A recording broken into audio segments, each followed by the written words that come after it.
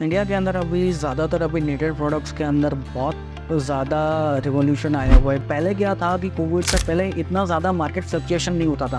आज हर रोज़ cotton yarns के अंदर 2 रुपए प्लस होते हैं या 5 रुपए माइनस होते हैं। किसी भी ब्रांड के पास वो खुद गारमेंट्स प्रोड्यूस फैब्रिक प्रोड्यूस करते हैं और फिर लेबल्स लगाते हैं या फिर वो मंगाते हैं just put their labels and it's all marketing. तो कोई भी ब्रांड बना रहे हो तो आपकी खुद की डिज़ाइंस अगर आपके पास होगी then that will be a good work. Men's अगर परचेज करने जाते हैं तो they will buy a dark colour shirt और लाइट कलर पैंट और लाइट कलर शर्ट और dark colour pant.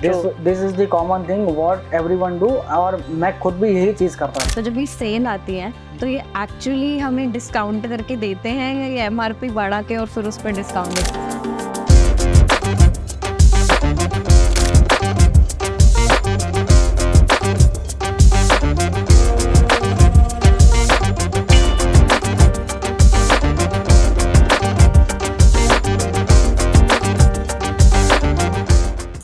Everyone, welcome back to Level Up with Anona, where we take you one step ahead with every conversation of ours. और आज हमारे साथ है वत्सल गोडानी from Vatsal exports. बहुत interesting topic रहा है। आज हमने टेक्सटाइल इंडस्ट्री के बारे में बात करी है। मेरा आपका आई थिंक हर इंसान का एक सपना जरूर रहता है कि एक ना एक फैशन और क्लोथिंग ब्रांड लाइफ में स्टार्ट करना ही करना है। बट वहाँ तक पहुँचने के लिए उस सफ़र को कैसे तय करना है, कैसे पैसे इकट्ठे करने हैं एंड कैसे इनफैक्ट सप्लायर्स और ब्रांड्स ढूंढने हैं, it's not easy.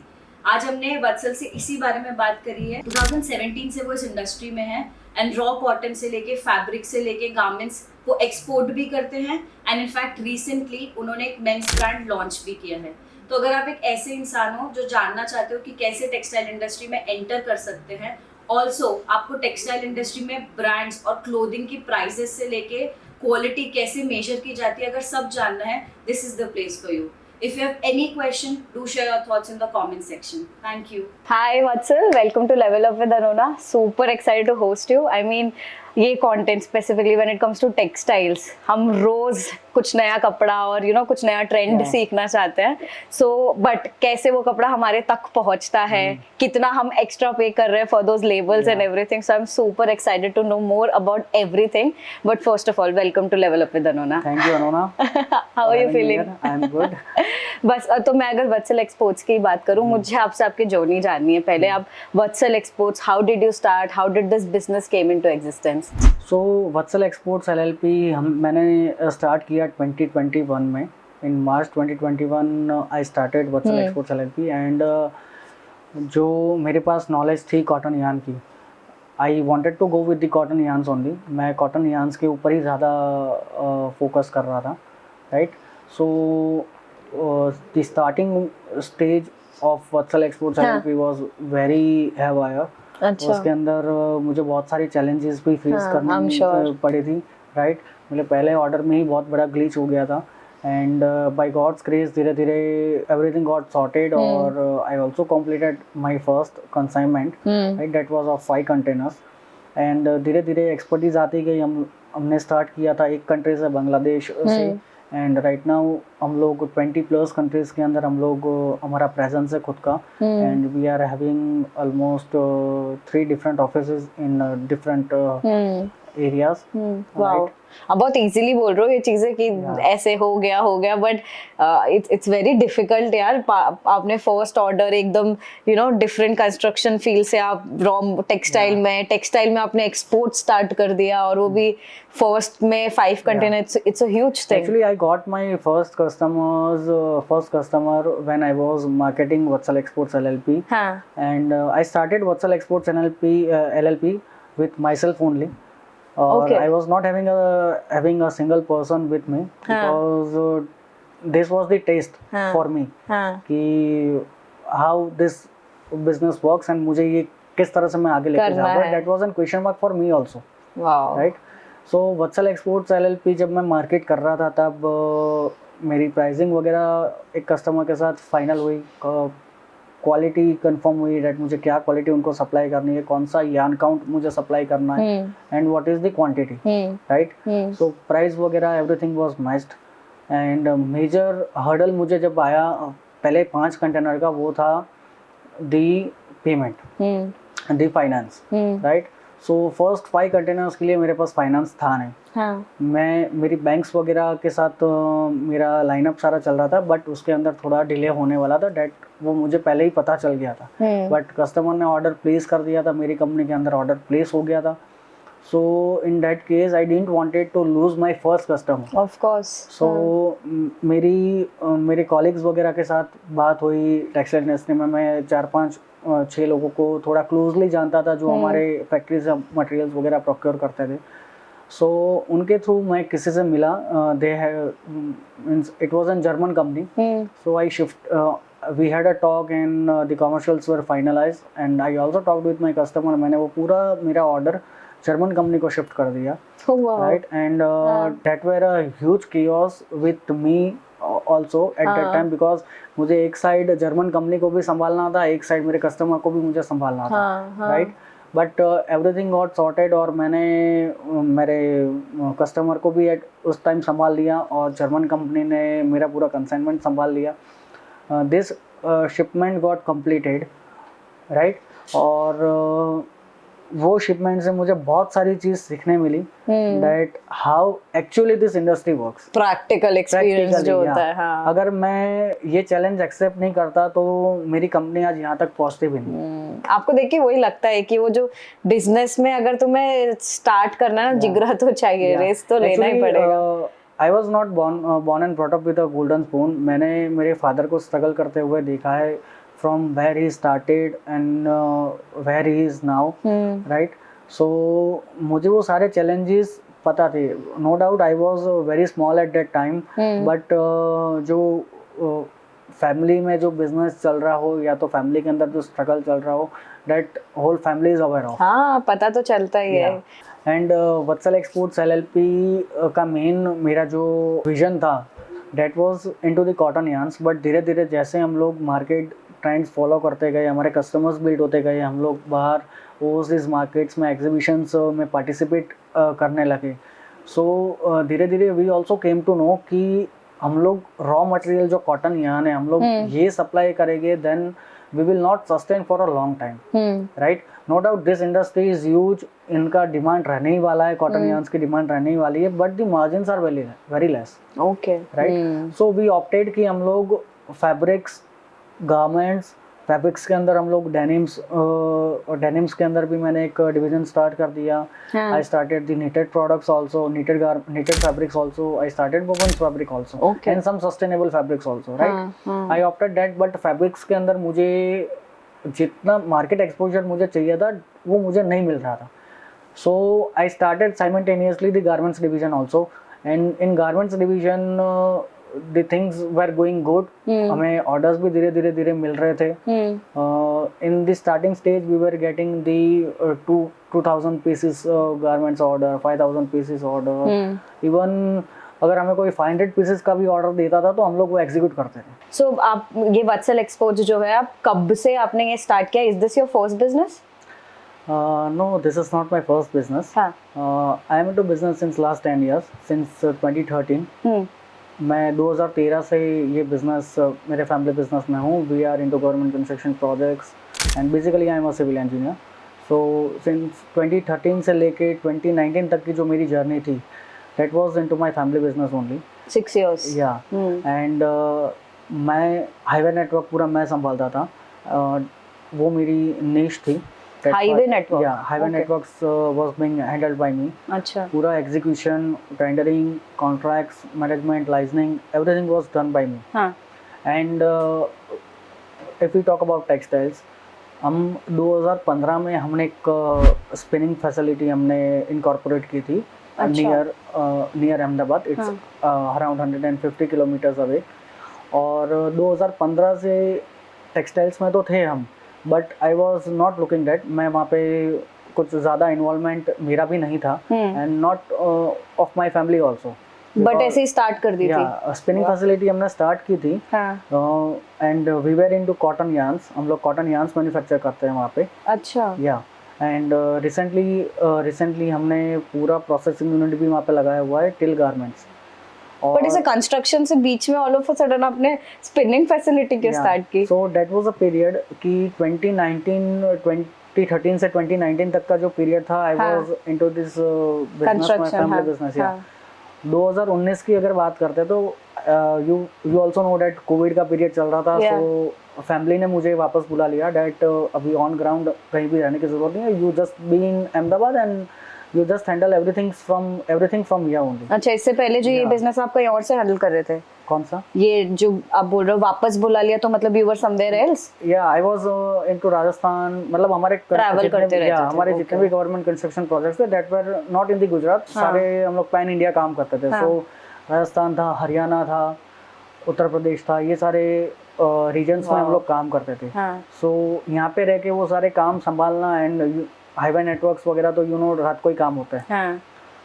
So that was the purpose कि मुझे घर से वापस बुला लिया यहाँ पे दैट तू अब यहाँ से ही सारी चीज़ हैंडल कर लेना। एंड कोविड का पीरियड था, सो फैमिली वाज लाइक कि अभी ये जो पीरियड बहुत ख़राब चल रहा है, you just be at the home and be with the family. And वही एक पीरियड था इन 2019। व्हाट वी डिड वाज, हमने जो हमारा टेक्सटाइल यूनिट हमने 2015 में लिया था, हमने एक कंपनी यहाँ पे टेक ओवर की अहमदाबाद में। टेक ओवर की? हमने कंपनी स्पिनिंग फैसिलिटी हमने टेक ओवर की। अच्छा। तो सारे पार्टनर्स ने मिलकर ये डिसाइड किया दैट कोई अहमदाबाद से नज़दीक का कोई हो तो उनको ये अभी फैक्ट्री संभालने के लिए थोड़े टाइम देते हैं, because that was an critical part, क्योंकि टेक ओवर करते हैं तो सारी चीज़ 0 to लेके टॉप तक हमें सारी चीज़ें लाइन अप करनी पड़ती है एज पर आवर मैनेजमेंट। अच्छा। जो हमारी कंपनी के अंदर मैनेजमेंट था स्पिनिंग फैसिलिटी, वही सेम मैनेजमेंट हमें यहाँ पे एस्टेब्लिश करना था। Okay. So for that purpose मैं 2019 में मुझे भी बोला गया दैट तू थोड़े टाइम यहाँ पे देख जब तक कोविड का पीरियड ठीक नहीं होता है तब तक। सो इन 2019 I was going to that factory, but at the starting, you know, I am a civil engineer and textiles was a very big headache for me that ये पूरा zero से मैं कैसे सीखूंगा। सही बात है। So टाइम जा रहा था और धीरे धीरे I was learning everything from the ground level that how this industry works.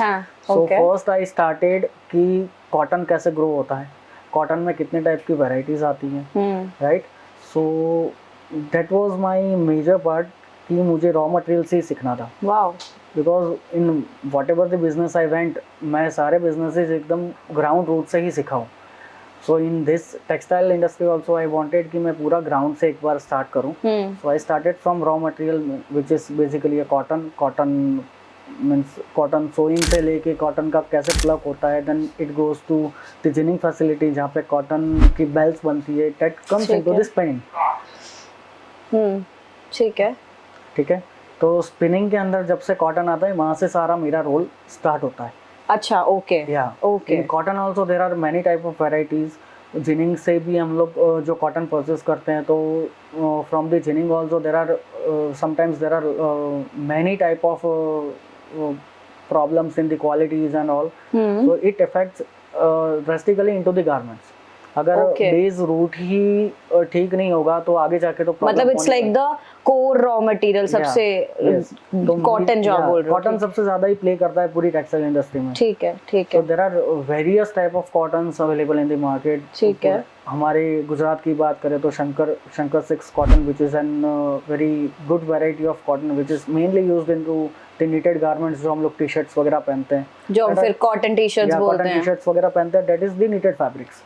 अच्छा, हाँ। So I started from there, raw material से लेके बाद में कैसे प्रोसेसिंग होता है रॉ मटेरियल, हमारे पास जिनिंग से कॉटन आता है, बाद में उसका पूरा प्रोसेस का एक पूरे स्टेजेस है, टोटल 8 स्टेजेस रहता है। तो पूरे स्टेजेस में से जब कॉटन निकल के जब फाइनल यार्न बनता है, मुझे वो सारी प्रोसेस समझनी थी।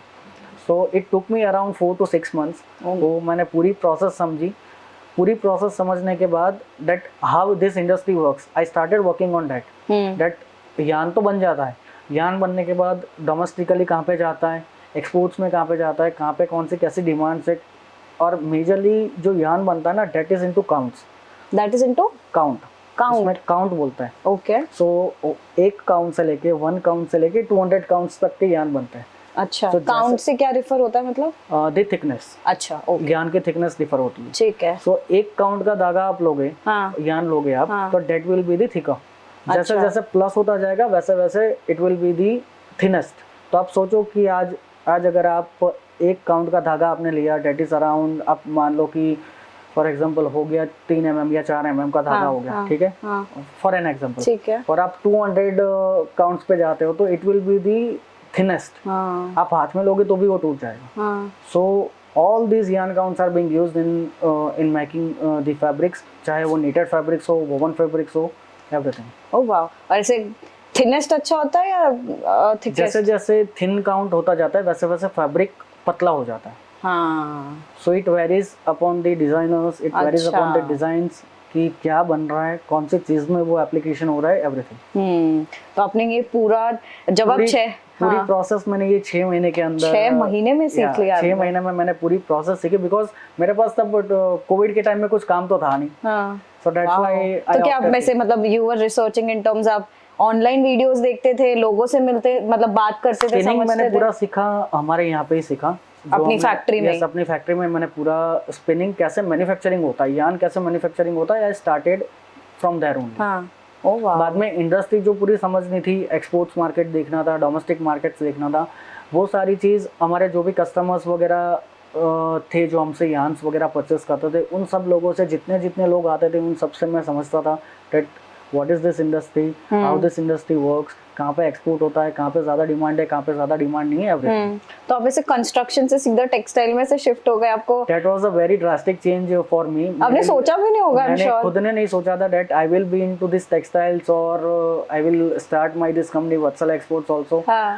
Nothing was decided and 2019 से 2021 तक हमारे पास वो फैक्ट्री थी।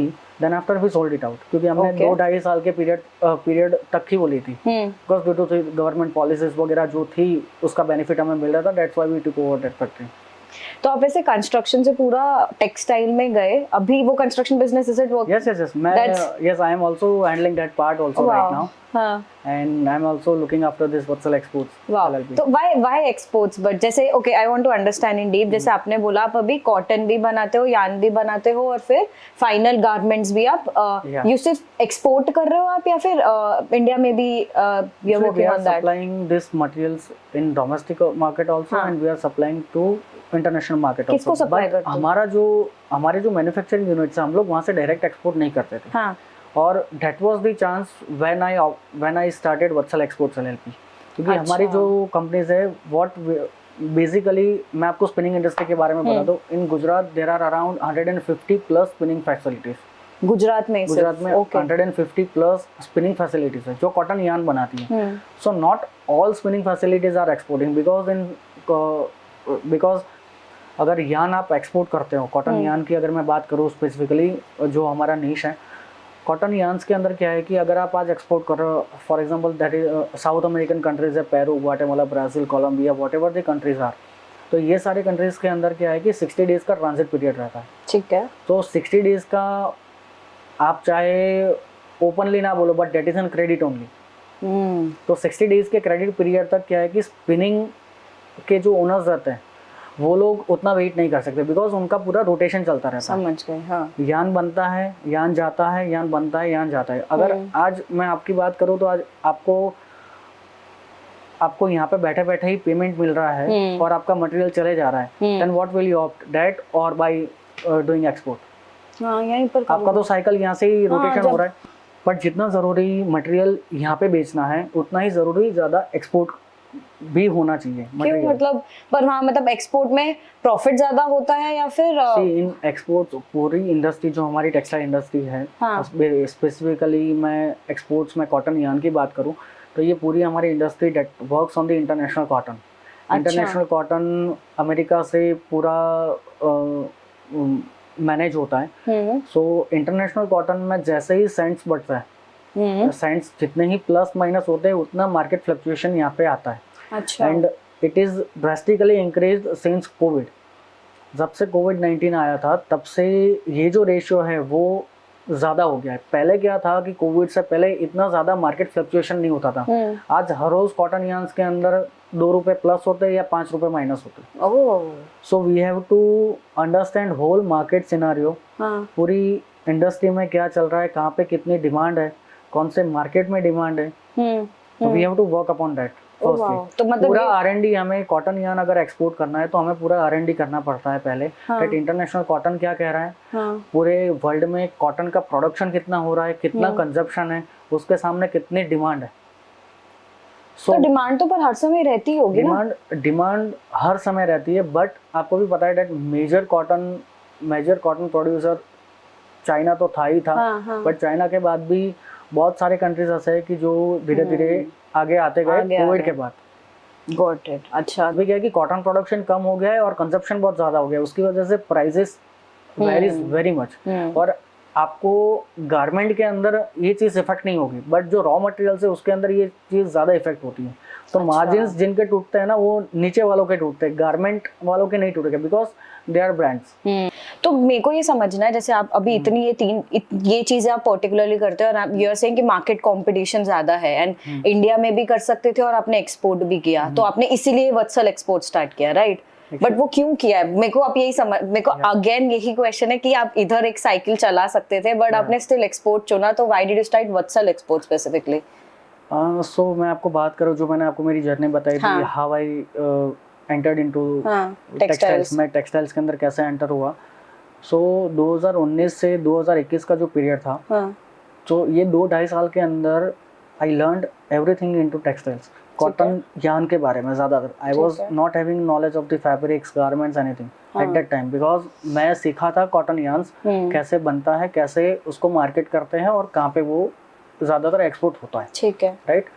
सो दिस वाज द पार्ट 2.5 साल मेरे 2.5 साल की जो मेरी जर्नी थी, जो मैन्युफैक्चरिंग सेटअप की, जो मैन्युफैक्चरिंग यूनिट के साथ जो मेरा जर्नी था, दैट वाज वेरी इनक्रेडिबल। और उसके अंदर मुझे बहुत सारी चीज़ जानने मिली, पूरी इंडस्ट्री के बारे में मुझे जैसे जैसे जानने मिला। And majorly Vatsal exports start करने का रीज़न ये था दैट हमारी कंपनीज, हम लोग डायरेक्ट एक्सपोर्ट नहीं करते थे। सो आई हैड दैट गैप कि हमारी ब्रांड को सब लोग जाने। सो हमारी ब्रांड को जानने के लिए मेन इशू ये आ रहा था दैट हमारी जो कंपनीज है, हम लोग उसके नाम से एक्सपोर्ट नहीं करते थे, क्योंकि गवर्नमेंट की पॉलिसीज़ वगैरह, सब्सिडीज़ वगैरह चल रही थी tax wise. So what I thought, let's start with a fresh company, और वही मार्केट करते हैं हम लोग आगे, वही ब्रांड नेम बनाते हैं, और आगे जाके यही ब्रांड नेम से we will sell our products. So in this starting stage के अंदर वत्सल एक्सपोर्ट्स जब मैंने स्टार्ट किया, at that time I was not having any customers, मतलब मुझे कहाँ पे बेचना है, I was not having that knowledge, but I was knowing that मुझे अगर एंटर होना है दैट, तो मुझे फर्स्टली बांग्लादेश से ही स्टार्ट करना पड़ेगा। क्यों ऐसा? Because Bangladesh is a huge buyer of cotton yarns. अच्छा। Bangladesh has a very worst garment industry after China. China के बाद Bangladesh is having the topmost and best garmenting facilities in the world. ठीक है, right? So I started firstly with Bangladesh. मेरे पास एक customer की inquiry I. I means हम लोग जो मार्केटिंग वगैरह, मैंने जब स्टार्ट किया मार्केटिंग वगैरह हमारी प्रोडक्ट्स के बारे में, प्रोडक्ट नॉलेज तो था, कस्टमर्स ढूंढने थे। कस्टमर्स मैं ढूंढता था ज़्यादातर, बहुत सारे प्लेटफॉर्म्स है, वहाँ से भी देखता था मैं। बाद में पोर्ट डेटाज हमें अवेलेबल होते हैं एवरी मंथ, पोर्ट डेटाज मैं से चेक करता था रेट, कौन से मार्केट में क्या प्रोडक्ट जा रही है, क्या क्वांटिटी में जा रही है, क्या प्राइस में जा रही है। तो वो एक प्राइस रेंज भी डिफाइन किया मैंने कि क्या प्राइस इसमें हमें बेचना चाहिए, क्योंकि मेरी प्राइस अगर ज़्यादा होगी तो कस्टमर लेने वाला है नहीं। तो मार्केट कम्पिटिटिव प्राइसेस भी मुझे चाहिए थी। बट इन दिस स्टार्टिंग अगर मैं किसी को भी कोई भी प्राइस ऑफर करूँगा, दे नोज कि मैं नया हूँ ये इंडस्ट्री में, सो मेरे पास से तो वो प्राइस कम में ही लेंगे, right. So I got my first order. वो मुझे कस्टमर मिला था थ्रू, मैं कंपनी का जैसा जैसा मार्केटिंग करता था, कस्टमर्स को ईमेल्स वगैरह करता था, ये डेटास वगैरह में से। सो एक कस्टमर के सामने से requirement I and everything was going good, और प्राइसेस वगैरह भी मेरी मैच हो गई थी। बट मैंने ऑर्डर तो ले लिया था, but I didn't had any backup कि मैं अब ये ऑर्डर शिप कैसे करूँगा, बिकॉज मार्केटिंग तो कर दिया था और जल्दबाजी में सारी चीज़ हो गई थी। And it was a very huge rush कि वो 3-4 दिन के अंदर सारी चीज़ फाइनलाइज हो गई कस्टमर के साथ। और इन द स्टार्टिंग मतलब ये वत्सल एक्सपोर्ट्स जो मैंने स्टार्ट किया, मैंने टू बी फ्रैंक मैंने घर पे किसी से बात भी नहीं की थी अच्छा that I am starting this business, right. So मेरी जस्ट एक बार मेरे पापा से बात हुई थी that I want to do something like this and let's see how it goes. At that time my father told me that तू ये सारी चीज़ मत कर, जो हमारा बिजनेस है तू वो संभाल, राइट. बट मैंने मानी नहीं उनकी बात एंड आई टोल्ड हिम कि लेट्स स्टार्ट, मैं देखता हूँ अगर 5-6 महीने में अगर कुछ अच्छा रिस्पॉन्स नहीं मिलेगा और else if things don't get right तो मैं बंद कर दूंगा. ही टोल्ड मी दैट कर ले तो अपने हिसाब से बिजनेस. तो अब अभी वो 5 साल पुराने वो डिसीजन को कि मैं वत्सल एक्सपोर्ट स्टार्ट करूंगा, अभी आप खुश है उस डिसीजन से? Right now I am very happy because in this span of 3 years Vatsal exports crossed around 250 CRs turnover. Oh wow. Yeah wow. So that is a huge miracle for us also कि customers build होते गए हमारे साथ, markets build होते गए. हम लोग ने जब स्टार्ट किया तब मैंने खाली बांग्लादेश से स्टार्ट किया था. Right now we are operating in 20+ countries all over the world. Oh wow, that's so great. Yeah. And Gujarat textile के मामले में बड़ा Gujarat is a huge textile hub. Gujarat के अंदर ज्यादा क्या है कि निट्स का तो काम है ही है, निटेड प्रोडक्ट्स तो बनते ही बनते हैं, बट ज्यादातर गुजरात के अंदर वोवन प्रोडक्ट्स बहुत ज्यादा बनते हैं. निटेड और वोवन में डिफरेंस? निटेड और वोवन के अंदर डिफरेंस मैं आपको बता दूं तो simple knitted products are like कि आप जो टी-शर्ट्स वगैरह पहनते हो that all are knitted, knitted fabrics. ठीक है. वुवन्स के अंदर जो आप फॉर्मल वेयर्स वगैरह जो पहनते हो, ब्लेजर्स, सूट्स वगैरह, that are the woven fabrics. Okay. आपको क्या लगता है, बट मैं इससे मेरे को रियलाइज हो रहा है कि लोगों को कितना कपड़े के बारे में और टेक्सटाइल के बारे में इंडिया में अगर मैं बात करूँ तो जानकारी है? Actually to be frank if I say India में लोगों को फैब्रिक्स के बारे में व्हाट दे आर पेइंग उनको बहुत कम नॉलेज है ये चीज़ के लिए. Because as far as I know कि अगर आप आज कुछ भी पे कर रहे हो then you should know the worth of it. Right. There are many brands की आज आपने परचेस तो कर लिया, 3 वॉशेस या 4 वॉशेस के अंदर आपका फैब्रिक का कलर फेड हो गया. हाँ. Right. You don't have the return policies, you don't claim, मतलब you don't know what has happened to you. But customer कैसे पता करे, अगर सपोज मैं कल जा रही हूँ, पता कैसे चलता है? How do you know? See अभी का जो सिनारियो है मार्केट का, that is basically लोगों को है ना ब्रांडेड चीज बहुत ज्यादा पहननी है.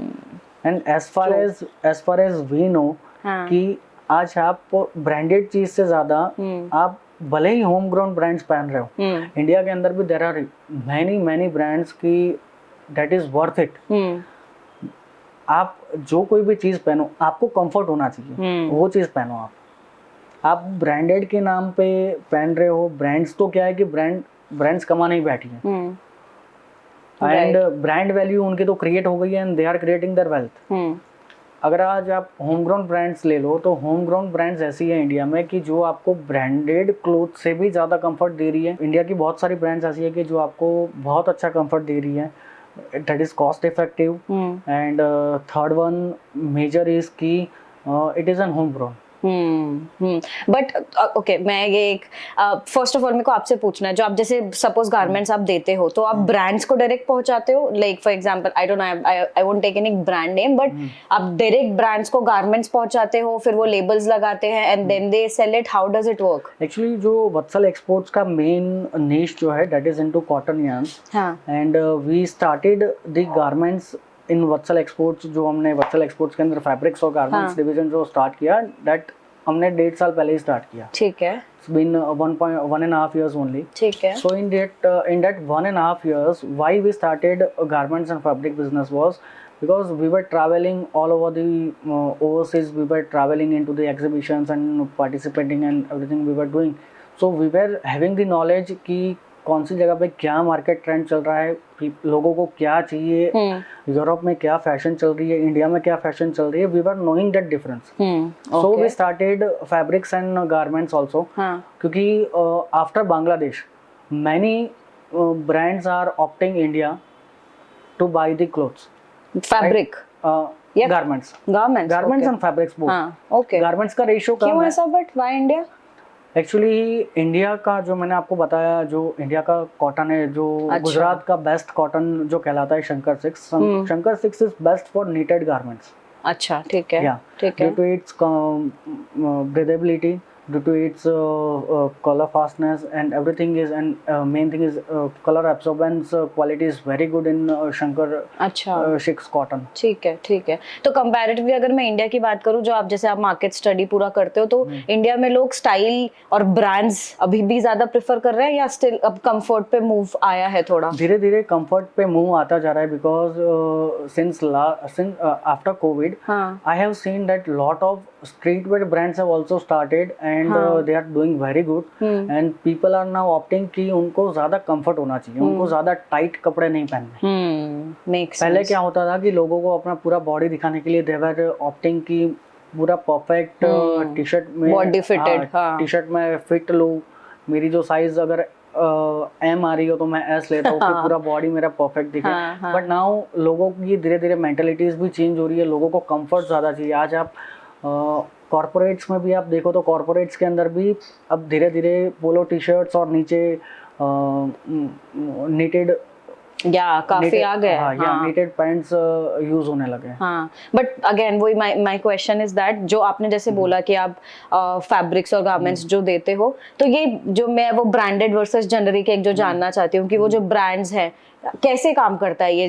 किसी भी ब्रांड के पास वो खुद गारमेंट्स प्रोड्यूस, फैब्रिक प्रोड्यूस करते हैं और फिर लेबल्स लगाते हैं, या फिर वो मंगाते हैं just put their labels and it's all marketing? See, all brands have their own manufacturing setups also. ठीक है। And they also buy from these countries like Bangladesh, China, India, Vietnam. All these are the manufacturing hubs. So every market has different type of products. India के पास जो niche है वो knitted products के अंदर भी ज़्यादा है, denims के अंदर भी अच्छा चल रहा है India. India is doing wovens also good. Even आप सूरत का टेक्सटाइल मार्केट देख लो तो सूरत के अंदर सारी ज़्यादा प्रोड्यूस बहुत ज़्यादा है। हाँ, right. Bangladesh is mainly famous for the needed products. Bangladesh के अंदर वर्ल्ड की सारी ब्रांड्स मैन्युफैक्चरिंग करवाती है, बिकॉज बांग्लादेश का मैन्युफैक्चरिंग कॉस्ट अगेन इंडिया से बहुत कम है, क्योंकि वहाँ पे Bangladesh whole Bangladesh country is dependent upon the textile only. But in India there are vast type of businesses, so India का कॉस्ट थोड़ा ज़्यादा आता है, बट जो क्वालिटी डिलीवर करने की है that is also comparatively same like Bangladesh and other countries. Got it. तो मतलब जिस कंट्री का जो भी ज्यादा अच्छा है कंपैरेटिवली, उधर से वो पर्टिकुलर फैब्रिक या जो भी रॉ मटेरियल है वो लिया जाता है, एंड देन ब्रांड्स हैं जो अपना या तो प्रोड्यूस करते हैं या मंगाते हैं। So how these brands work is, brands ने अगर आज आपके पास कोई ब्रांड है, आपने मुझे ऑर्डर दिया, देन आपकी खाली डिजाइन ही होगी हमारे पास, बाकी everything has to be managed by us. कि फैब्रिक मीन्स आप खाली हमें बताओगे कि आपके डिजाइनर ने टैग पैक रेडी कर दिया है दैट उनको क्या फॉर्म के अंदर फैब्रिक चाहिए, ठीक है, कौन सा फैब्रिक किस टाइप का फैब्रिक चाहिए, तो based upon that we manufacture the fabrics, ठीक है, right, we do the processing, उसमें डाइंग वगैरह होता है, प्रिंट्स वगैरह होती है, then the garments are made, और उसके अंदर जब गारमेंट बनता है तब पूरा लेबलिंग के साथ ही हम डिलीवर करते हैं जो भी ब्रांड है उसका। तो मैं वही जानना चाह रही हूँ ना, when we pay so much when it comes to certain brands कि हम वो ब्रांड है और इस वजह से वो ठप्पे लगने के बाद ही the price go so high, तो हम वही है ना कि बात तो अल्टीमेटली वही रॉ कॉटन एक होम ग्रोन जैसा आप बोल रहे हो, प्रोडक्ट क्वालिटी अल्टीमेटली सेम हो ही जाती है, वो it's just the brand name and everything that matters a lot there, right? Wow, make sense. और अगर एक चीज और, जैसे रिटेल की भी, मैं बिजनेस की भी बात करूं अब टेक्सटाइल में, और स्पेसिफिकली जैसे हमने गुजरात की बात की, तो बहुत लोग हैं जो गुजरात में खुद से, जैसे अब नवरात्रे आते हैं तो कुछ लोग हैं जो स्पेसिफिक टाइम पे अपना लहंगा चोली बनाना चालू कर देते हैं, then they sell it off. So first of all अगर मैं टेक्सटाइल इंडस्ट्री में, सपोज मैं सीधा गारमेंट्स की बात करूं, तो गारमेंट इंडस्ट्री में कैसा है, हाउ इज द बिजनेस, एक बिजनेस पॉइंट ऑफ व्यू से किसी इंसान को अगर स्टार्ट करना हो तो how does it work? Profitable है? How is it in the market?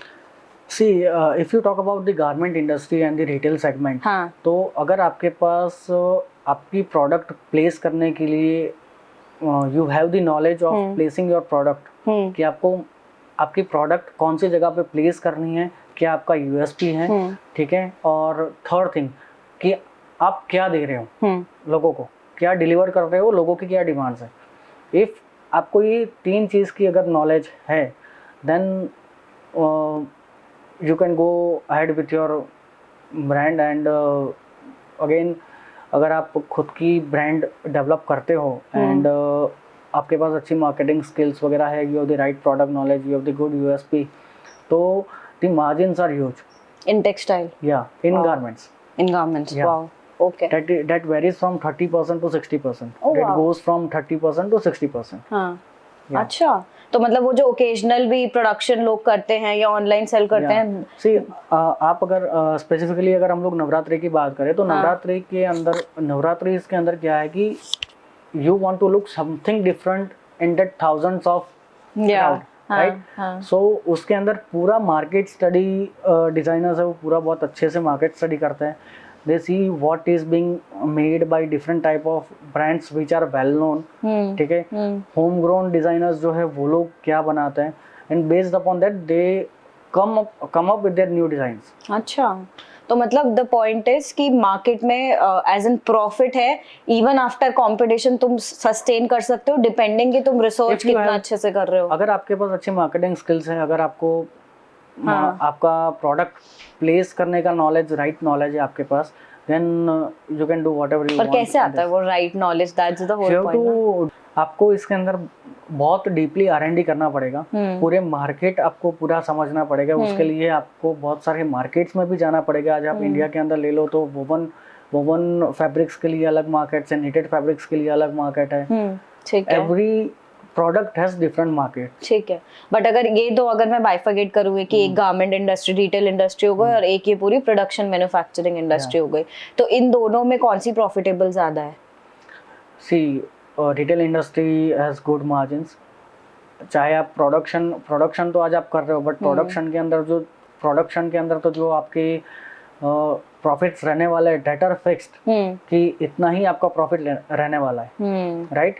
और रिटेल इंडस्ट्री के अंदर क्या है कि that is being, products are being sold on the MRPs। तो आपकी प्रोडक्शन जो कॉस्ट होगी, फॉर एग्जांपल आपकी प्रोडक्शन कॉस्ट है आज 1 रुपए, तो अब आप 1.5 में बेचो या 2 रुपए में बेचो या 3 रुपए में बेचो, डिपेंड्स आपकी प्रोडक्ट में आपने आपकी प्रोडक्ट को किस तरह से प्लेस किया है, हाँ, उसके ऊपर आपका MRP डिफाइन होता है। Wow, okay. And people pays if your designs are good, if your fabric is good. I think मेरे को तो ये लगता है क्लोथिंग इंडस्ट्री में और गारमेंट इंडस्ट्री में सबसे ज्यादा मार्केटिंग ही हो गया है। अगर आपकी एक ब्रांड वैल्यू बन गई है तो जो आपने बोला ना, लोग रेडी हैं पे करने के लिए। People want something different. People want the comfort. People wants कि उनके पास जो प्रोडक्ट्स डिलीवर हो रही है that are worth it. तो इंडिया में अभी किस चीज का, अगर फैशन ट्रेंड की बात करूँ तो किस चीज का ट्रेंड चल रहा है अभी? इंडिया के अंदर अभी ज्यादातर अभी निटेड प्रोडक्ट्स के अंदर बहुत ज़्यादा रिवॉल्यूशन आया हुआ है, बिकॉज निटेड प्रोडक्ट्स ने अभी धीरे धीरे वोवन्स का भी मार्केट ले रहा है। एंड मोर अपार्ट अभी सस्टेनेबल प्रोडक्ट्स भी बहुत ज़्यादा धीरे धीरे इवोल्यूशन में है। सो आई थिंक कि knitted products are in very huge demand nowadays. तो ऐसे सस्टेनेबल और ऑर्गेनिक जैसे आप ये सब क्लोथिंग अभी काफी, तो does that actually make sense weather wise? और जैसे अभी समर्स हैं तो उसके अकॉर्डिंग हमें अपने क्लोथिंग्स चेंज करने चाहिए, फैब्रिक चेंज करने चाहिए? एक्चुअली अगर आप अभी का सिनेरियो देखने जाओ then yes you should opt for an sustainable products, because आज जो आप हेम्प फैब्रिक ले लो, that is again an good revolution in the market. Linen fabric है, खादी है, all these products are very good for the summers. Hemp क्या होता है? Hemp is an type of fabric. Fabric? Yeah. अच्छा, which is good for summers basically. Linen and it is a natural fiber. Hemp is a natural fiber. Oh, तो it's being ये homegrown ही है ये भी? Oh wow, nice. I mean, there's lot to know और लोगों को वही पता नहीं होता है, because मैंने जब एक बार पहले भी एक इंटरव्यू एक जसनीत ब्रांड है उनके साथ लिया था, तो तब भी उन्होंने यही बात करी थी कि लोगों को पसीने आ रहे हैं, some you know tight fitting and all of that, और लोगों को पता ही नहीं है कि उनको क्या पहनना है, कि जो आपने बात करी कि फैब्रिक कौन सा, तो the information is very important, जो लोग जानते ही नहीं और आई थिंक ट्राई नहीं करते। तो अगर मैं ये इंडस्ट्री की मैं बात करूँ, रिटेल इंडस्ट्री की स्पेसिफिक, तो प्रोडक्ट्स को मार्केट तक लेके जाने के लिए एक आई मीन एक जो भी एक नया बिजनेसमैन एक if they want to start, so क्या मॉडल ज्यादा सही है कि एक सप्लायर से आप एक प्रॉब्ली गारमेंट लो और उसको डिजाइन करो और डायरेक्ट कस्टमर को सेल करो, या प्रॉब्ली किसी की फ्रेंचाइजी ले लो? एक्चुअली इसके अंदर as far as I know कि अगर आप कोई भी ब्रांड बना रहे हो तो आपकी खुद के डिजाइन अगर आपके पास होगी then that will be a good work. अच्छा, राइट। अगर आप किसी की डिजाइन्स लेके मार्केट के अंदर प्लेस कर रहे हो तो वो आपकी ब्रांड कितने टाइम तक चलेगी और कितना चलेगी that is very difficult to say. But if you are having a good knowledge of the customers कि क्या डिमांड चल रही है, क्या ट्रेंड्स चल रहे हैं, अगर उसके हिसाब से if you are designing your products then आपकी ब्रांड बहुत अच्छी चलेगी। In fact, you recently launched your own retail, Future Sage, right? Why is that? आपने शिफ्ट क्यों लिया रिटेल में? एक्चुअली फ्यूचर सेज स्टार्ट करने का मेन रीज़न तो ये था बिकॉज हम लोग अभी गारमेंट्स के अंदर हमारे पास अराउंड 100+ कस्टमर्स हैं ओवरसीज, जिनको हम लोग गारमेंट्स एक्सपोर्ट भी करते हैं। And with in a span of 1.5 year only we got a very good customer base कि जिनको हम लोग गारमेंट्स अभी सप्लाई कर रहे हैं। राइट। हमारे पास हम लोग ऑस्ट्रेलिया, बाद में लंदन, बाद में स्पेन, इटली, जर्मनी, ये सारे कंट्रीज के अंदर हमारे गारमेंट्स ज़्यादातर हम लोग एक्सपोर्ट करते हैं। मैं लास्ट 3 साल से जो एग्जीबिशंस वगैरह में पार्टिसिपेट कर रहा हूँ एंड लास्ट 3 साल से I am going into all this market, so मुझे सारे मार्केट ट्रेंड्स धीरे धीरे पता चल रहे थे। रेट मार्केट क्या चल रहा है, मार्केट में क्या डिमांड है, क्या फैशन चल रही है, what actually needs to be placed in the market. So I was having all that knowledge. और हमारे क्या है कि कस्टमर्स जितने भी रहते हैं उनके लिए हमें क्या है कि पहले सैंपल्स डेवलप करना रहता है। ओके, तो अभी क्या क्या प्रोडक्ट्स हैं फ्यूचर सेज में? फ्यूचर सेज के अंदर अभी पूरा मेंस कलेक्शन हम लोग पूरा लॉन्च करने वाले हैं। ठीक है। एक्चुअली हमने सॉफ्ट लॉन्च तो किया था रिसेंटली इन फरवरी ओनली। फरवरी में इंडिया का सबसे बड़ा शो था Bharat Tex. Oh wow. Yeah. And our Prime Minister only he inaugurated this whole event. And that event was कि पूरी इंडस्ट्री एक रूफ के अंदर थी। इसके अंदर आपको सप्लायर्स भी मिल जाएंगे, एक्सपोर्टर्स भी मिल जाएंगे, रॉ मटेरियल्स वाले भी मिल जाएंगे, everyone was there. Accessories and home textiles and everything, men's wear, women's wear, kids wear, home textiles, everything was there.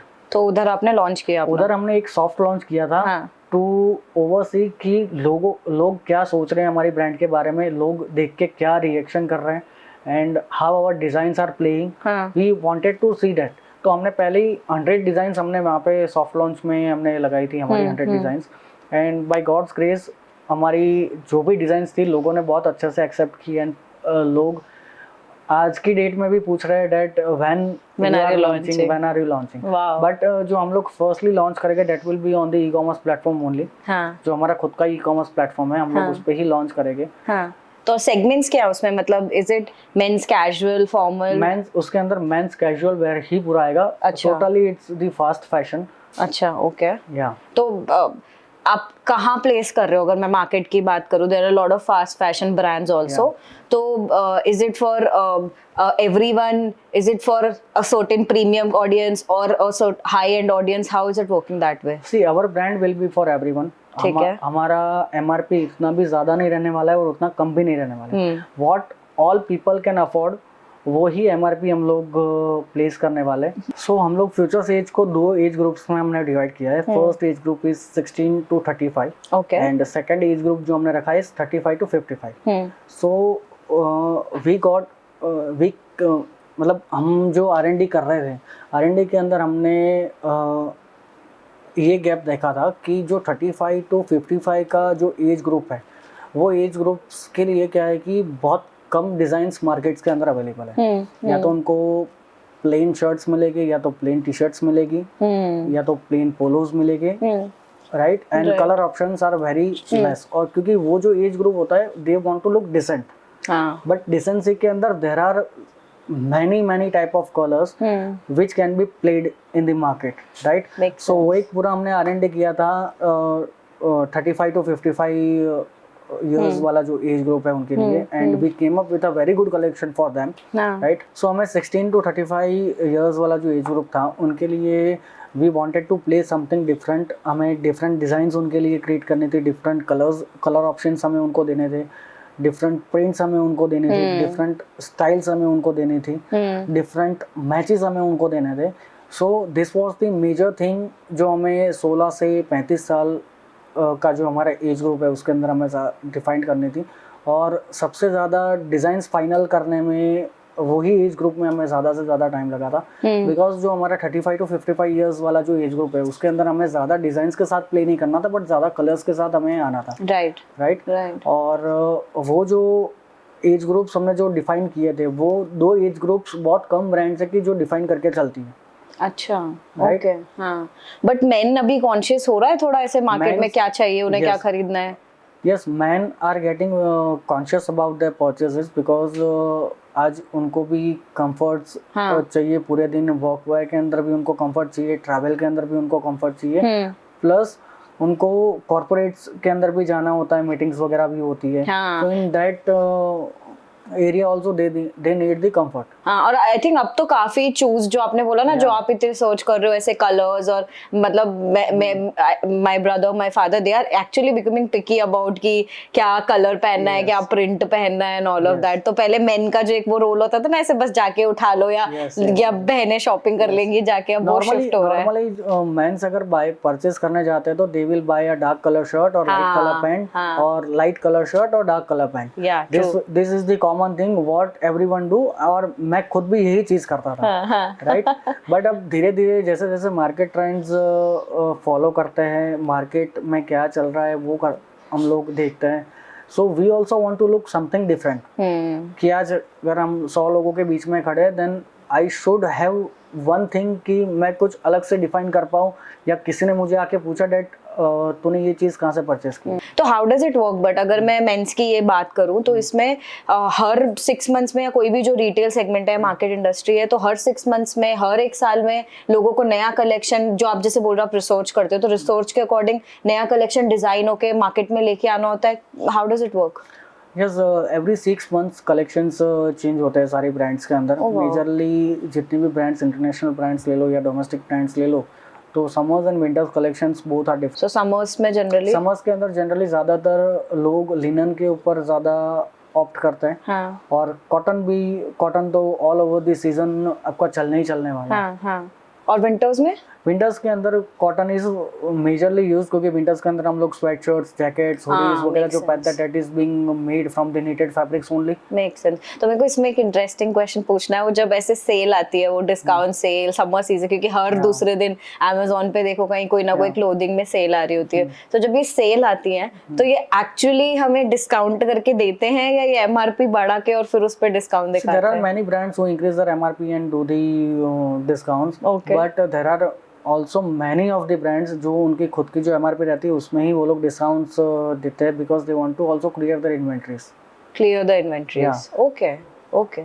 But इसमें जैसे मेरे को एक चीज पूछनी है कि हम रिटेल मार्केट, वो जैसे ऑनलाइन भी Amazon पे या ये सब में जब लोग खरीदते हैं, सेल आई या कुछ भी आया, लोग खरीदते हैं, और बहुत बार ये होता है कि लोग पहन के and then they return it back, वो वापस भेज देते हैं.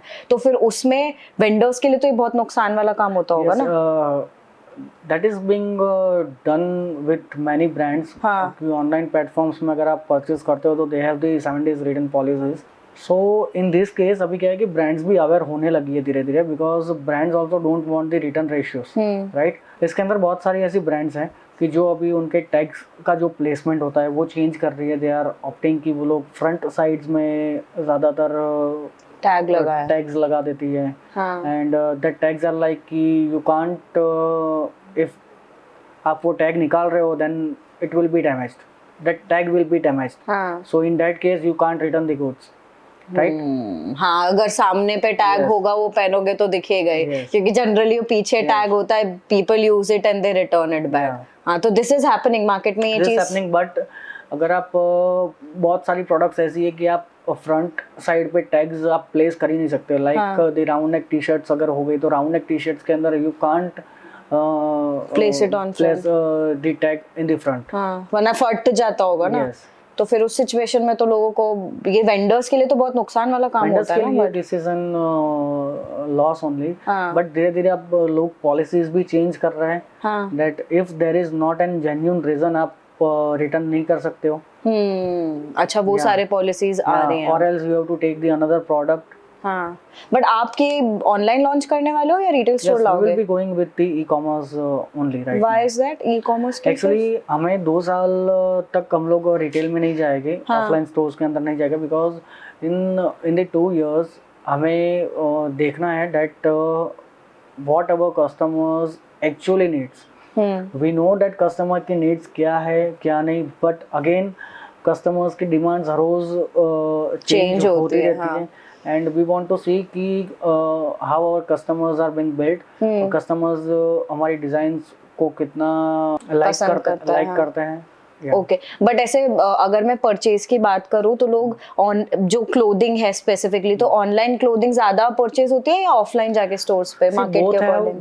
बोथ हैव डिफरेंट रेशियोज, और सारी ब्रांड्स में बहुत सारी ब्रांड्स अभी इस तरह से फॉलो कर रही है दैट ऑनलाइन जो उनके प्लेटफॉर्म्स होते हैं उनकी डिजाइन्स अलग रहती है, और रिटेल प्लेटफॉर्म्स जो उनके होते हैं उनके डिजाइन्स अलग रहते हैं. ओके, सो अगर मैं आपसे पूछूं कोई इंसान जो टेक्सटाइल इंडस्ट्री में या गारमेंट इंडस्ट्री में एंटर करना चाहता है, आप क्या बोलोगे उसके लिए? How is the industry working? See, I am telling the young entrepreneurs and the designers कि आप अगर खुद की ब्रांड बनाने का सोच रहे हो, then India is having a very huge potential. आपके पास एक अच्छा प्रोडक्ट प्लेस करने का नॉलेज होना चाहिए, प्रोडक्ट नॉलेज होनी चाहिए आपके पास.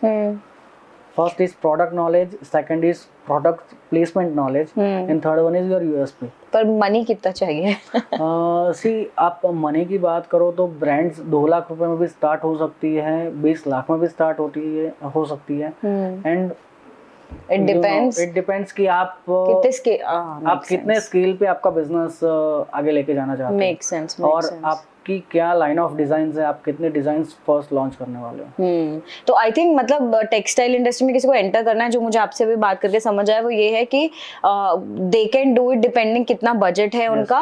मेन चीज जो वो करती है वो मार्केट नॉलेज है. एंड अनदर थिंग इज कि there are many brands. I have also studied many brands also. मैंने बहुत गूगल रिसर्च भी किया हुआ है. तो देयर आर दी ब्रांड्स की उन लोगों ने बहुत लो इन्वेस्टमेंट्स के अंदर स्टार्ट किया, and they are doing very good, because उनके पास क्या है कि इन्वेंट्रीज नहीं है. क्योंकि आज उनके पास ऑर्डर आया, दे आर हैविंग 7 days और 10 days टू शिप, और वो पीरियड के अंदर they can make their goods upon the requirement. हाँ, अच्छा, तो टाइम ड्यूरेशन का एक फायदा हो जाता है ऑनलाइन. सो एटलीस्ट धीरे धीरे लोग ऑनलाइन से स्टार्ट करके एंड देन डिपेंडिंग कैसे करना है उन्हें, they can come to offline. Okay, and what are your plans with future sage? Future sage के अंदर we are going with men's collection right now. अभी हम लोग विंटर्स की वेट कर रहे हैं, तो हम लोग विंटर्स के अंदर ही हमारा पूरा कलेक्शन एक साथ ही लॉन्च करेंगे, क्योंकि पूरा हमारा कैजुअल वेयर ही है. सो वी थॉट कि अभी विंटर्स भी आ रही है, तो हम लोग विंटर कलेक्शन भी ऐड ऑन कर दें. अच्छा, तो लॉन्च आप फिर तभी विंटर कलेक्शन के साथ ही करोगे? Designs are ready, everything is good, but खाली विंटर्स की वेट थी, इसलिए विंटर्स के अंदर हमने थोड़ी डिजाइन्स और ऐड ऑन कर दी. दैट्स व्हाई वी ऑप्टेड कि विंटर सीजन में अभी हम लोग pan India digitally. Wow, that's amazing. All the best to you for future stage, and thank you so much for this knowledge. Textile industry एक ऐसी, I mean, मैंने शुरुआत उसी से की थी कि textile industry is a very huge industry. इसके अंदर आपको हर रोज नए चैलेंजेस, नई इंसाइट्स, नया मार्केट, नई रिसर्च, ईच एंड एवरीथिंग आपको हर रोज नया सीखने के लिए, कुछ नया सीखने के लिए मिलेगा. You will get everyday new challenges. हाँ, और मेरे को वही लग रहा है आपसे बात ऐसे कि क्रिएटिविटी का कोई एंड ही नहीं है इधर, क्योंकि लोगों को इतना कुछ नया चाहिए ना. As far as brands are concerned, creativity तो हर रोज नई आती रहती है. Every second, every minute, every hour. हाँ, वही. इंडिया की, आपको लगता है इंडिया की टेक्सटाइल इंडस्ट्री ऐसे अपना खुद एक पैटर्न बना रही है, या वो पेरिस और इटली जो कि फैशन सिटीज है उन पे डिपेंडेंट है? नो, इंडिया अब धीरे धीरे उनके खुद के प्रोडक्ट्स पे ज्यादा फोकस कर रहा है. डिजाइन्स पे फोकस हो रहा है, प्रोडक्ट्स के अंदर अभी ज्यादातर फोकस हो रहा है. तो comparatively we are moving towards garment, जो हमारे स्टाइल लोग बाहर एक्सेप्ट कर रहे हैं. Wow, that's amazing. Thank you so much again Vatsal for joining us. Great session. Thank you.